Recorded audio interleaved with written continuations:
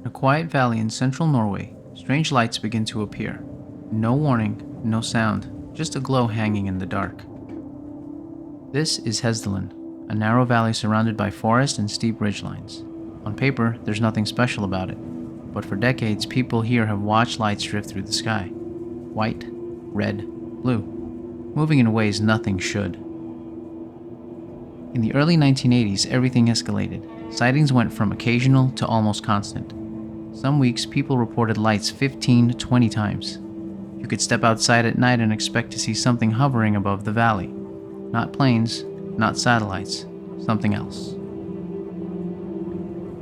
The activity drew researchers into Hessdalen. They set up cameras, radar, and instruments on the hillsides, watching the sky around the clock.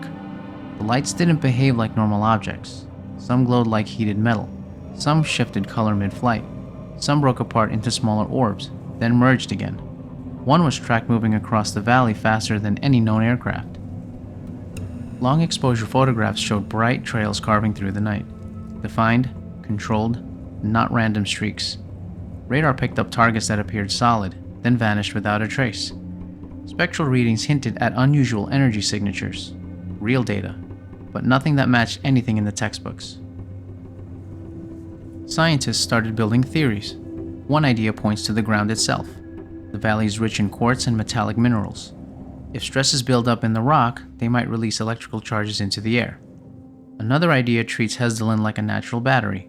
Moist air, dust, and radon interacting with the terrain to create glowing plasma. Others compare it to ball lightning, rare, short-lived, and still only partly understood. All of it is interesting, none of it feels complete. None of the theories explain the full picture. Not the way the lights suddenly accelerate, then stop. Not the way they hover at low altitudes without fading. Not the way they sometimes seem to move with intention. They don't explain why winter brings more sightings, or why the lights come in different shapes and sizes, from small orbs to longer structured forms. Every answer leaves another gap. The lights in Hessdalen haven't disappeared. They're less frequent than in the 80s, but they still show up often enough to stay on the record. An automated station now watches the valley. Cameras, radars, sensors quietly logging whatever appears in the sky. Sometimes they capture a brief flash, sometimes a longer event. Enough to prove something is real here. In most places, strange lights end up explained. Aircraft, weather, simple mistakes. Hessdalen is different. The more it's studied, the more it refuses to make sense. This case is filed. If you want more, follow the trail.